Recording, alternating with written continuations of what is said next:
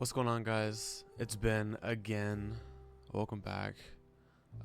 Fresh off the wake up, literally just woke up. But I wanted to talk about Picture of Dorian Gray, which I finished yesterday. I really enjoyed this book, and I just did my first book video last night actually, and I talked a little bit about this. And I said I was gonna make a separate video on it because I liked it a lot. I thought it was super good, and I want to share my thoughts on this. I'll probably talk about spoiler type of stuff. If you haven't read this book or you want to go in blind, I suggest you do, because that's what I did for the most part. I watched maybe one or two reviews, but it wasn't anything that was spoiling the entire book, and it took me out of it. This is a fire book. I recommend this book for sure. I think this might be my second favorite classic, because it's up there with Frankenstein for me. I really love Frankenstein. This book is, I don't know, this book is interesting to me because this book talks about something I'm actually super interested in, which is the I guess you could say hypothetical of would you sell your soul for eternal youth? Now, I know a lot of people, I've met a lot of people actually who are chasing their youth. And I say youth like this because I actually wrote a Goodreads review on this book. And I'm not going to read the entire review because it's pretty long. But pretty much the point, or what I was talking about in my review on Goodreads, was comparing the difference between youth as an adjective versus youth as a verb. So the actual definition of youth, if I'm remembering correctly, it is in relation to time and age. But there was also a little thing where it said that it's kind of like a fluid term. And for me, I'm going to take that. That's my favorite. It's fluidity, right? It's a fluid term. Youth is a fluid term. Youth is an experience. And I don't know, I think if you experience life and you live life, then you're maintaining your youth. I don't think youth is necessarily an appearance thing. I don't think it's something where youth is if you don't have any wrinkles on your eyes, you don't have any smile lines or forehead wrinkles, or your skin is perfectly smooth. I mean, yeah, to some extent that's what youth is, but that's an appearance thing, right? But I think youth is doing new things. It's experiencing life, because if youth is an experience, then maintaining youth is done so by experiencing. I'm going to use my review to kind of help me guide me through this little review talking about this book. Okay, so yes, I did start it out by saying the young wish they were old and the old wish they were young. If we spend every minute of our lives concerned with our youth, are we really enjoying the fleeting nature of said youth? I think that's something really important, because I can see how a lot of people can get caught up in man, I'm old, man, my back hurts, man, I can't hear as well as I used to, or I can't see as well as I used to, or this bothers me and it used to not bother me, or I used to party all the time and now I feel old. But actually in the book, I feel like the characters in this book, it takes place in a time where it's kind of rich, spoiled, young kid type of thing with Dorian Gray, and his people around him Basil and Lord Henry are also kind of Basil's the artist who loves to paint. But I mean, I'm pretty sure he has a servant or butler, so he's not broke. Broke. I don't know. I think times were different. And this is a fiction book. Yeah, this was a fiction book. But the story of how Oscar Wilde came up with this is really cool, because he was actually getting his portrait done. He looked at the person who did the painting, and he said what a tragedy it is that this portrait will never grow old, but I shall. If only it was the other way around. That's how the idea of this book came to be, and I think it's a beautiful book, and I think it's a beautiful idea. I think one of my favorite parts about this book is the character Lord Henry, because I don't know, there's a lot of things he said in this book, Lord Henry, his dialogue, that's very whoa. And actually that was kind of one of the main plot points of the book, is Lord Henry was talking to Dorian about youth and about growing old and about how he's beautiful and how if only he could maintain it. And that whole speech kind of hit Dorian. He was dang, low-key, I wish I could just be young forever or appear young forever. And I mean, his wish came true. Unfortunately, fortunately, I don't know. The jury's still up. Well, not really, because I read this book, so I know how the ending is. But I'm not going to spoil the ending, because I'm glad I didn't spoil it for myself. And I always will suggest that you go into a book blind, because it's just better. It's a more enjoyable reading experience, in my opinion. I think I'm in a privileged I have a privileged perspective, because I'm only 18 years old, so of course I'm not super duper concerned about getting old or looking old. But in this current time of my life, I'm excited to be old. In the last video I talked about how excited I am to be a parent and get to do that experience.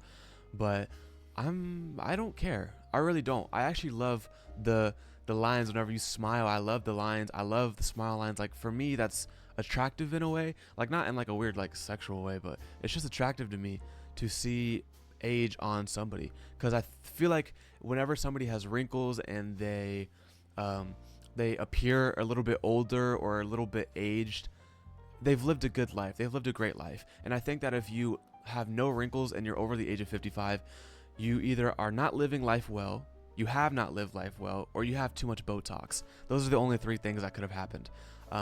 Or you're Dorian Gray reincarnated for some reason. I don't know. I'd love to talk about the end of this book. I don't know. I'm not going to do it. I'm not going to do it though, because I think you should go into it blind.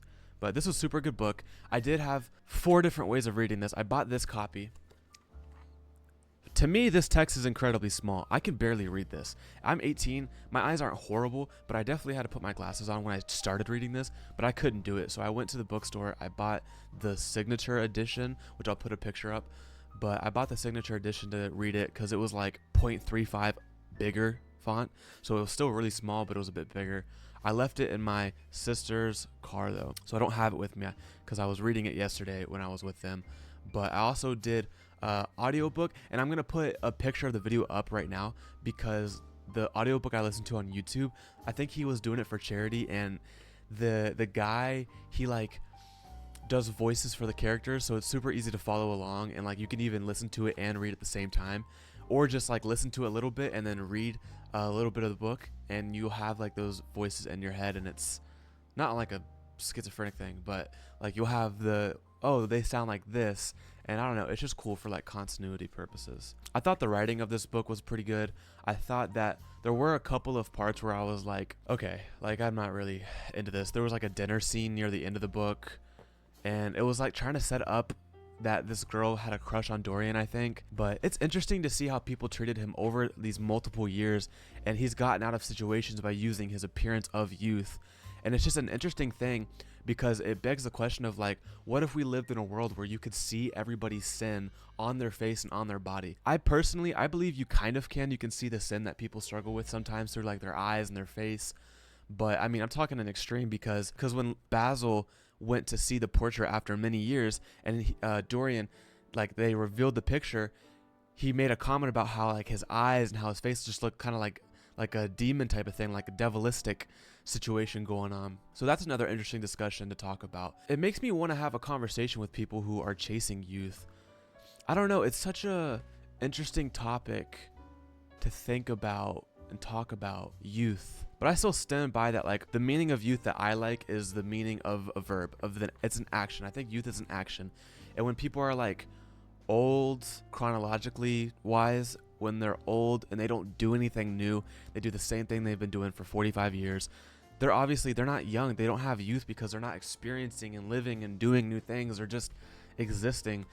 So yeah, they're old. They're old as, I'm not even gonna say it, but I think you could be old. I think you can be like 85-year-old bachelor on a yacht popping bottles, like living young type of thing. But I don't know. That's another thing actually. I think some older men specifically, some women too, chase youth by other people. So they date and they marry people who are incredibly young because maybe it makes them feel like they're young too, or they can pull somebody who's young. So in like relation to that, they feel young. I don't know. It's such an interesting thing. I freaking love. That's why I love this book. I did give this book a 5 stars on Goodreads, so 5 out of 5. I thought this was an excellent book. Oh yes, there was a quote by Lord Henry, I think it was, and he said the tragedy of old age is not that one is old, but that one is young. I think he elaborated a little bit more on this in the book in that section, but I took that kind of as like when you're old chronologically, like age-wise, you're really young because you don't have as many years as you did before. I'm trying to think of some other things to talk about with this book, because I think I've got my main points across. I think this is an excellent book. I think it tackles the discussion of youth and what youth is really well. I think it's kind of an interesting discussion as well on greed, and not greed in like a financial sense, but greed in general life and like gluttony of like wanting many different things and luxuries and foods and clothes and items that are like fancy or gold, or I don't know. It's also one thing about relationships, and there is like a love interest in this named Sybil Vane, which is cool because my dog's name, or sister's dog name is Sybil, so shout out to Sybil. The love interest, it's interesting because he falls in love with her because she's not herself. She's an actress, and he made a comment about how he doesn't know who Sybil Vane is, but he knows these characters that she's played, and he's fallen in love with those characters. And it's really interesting because it's kind of like he has eternal youth, right? And he stays young, but if he were to get with Sybil, I think they almost get married actually. But if he was to get with Sybil, she would grow old, he would stay young. But through these characters and through this acting, he kind of gets to stay young with them because this is like plays written years and years and years ago, but the characters still stay the exact same age. So in a play, in a book, the characters, they don't change age for the most part. Yeah, I don't know. I don't really think there's any more I can say without just talking about the different storylines and plot lines in this book. I thought it was a beautifully written book. I think that it goes into detail really well without being too over like detailed and like, okay, I don't need to know the position of the sun on the curtain in the corner of the room at 9:40. Like it doesn't do that. There's a couple of times where it's like one thing I'm remembering off the top of my head is when there was a mention of like a bee and the way it crawled around and buzzed. Like I thought that was good, but it didn't do too much to where I was like, all right, let's wrap it up. Yeah, I recommend this book to anybody who wants a good book to where they can read it and just think about it for a while and kind of contemplate on the content of the book and the topic and question at hand about youth, eternal youth. So yeah, youth as an action versus youth as an adjective, which means something that's descriptive. Chapter's not too long, wasn't too hard to get through. Again, I did use my phone, two physical copies and an audiobook, but that was more for like accessibility purposes. Like if I couldn't really pull out a book, but I had a little bit of time, I just throw on the audiobook and put it at like 1.4 speed. And yeah, the guy who did it, I'm gonna put it up here on the screen. Super good. I would check it out. I'm gonna see if he has any other. I think he did The Great Gatsby, and I've actually read that, but I wasn't locked in. Like I read it just because my girlfriend at the time wanted me to like read books, and I was 14, and I was like, oh, let me read this book. But I might read it again. I don't know. I never watched the movie either with Leonardo DiCaprio. Yeah, good book though.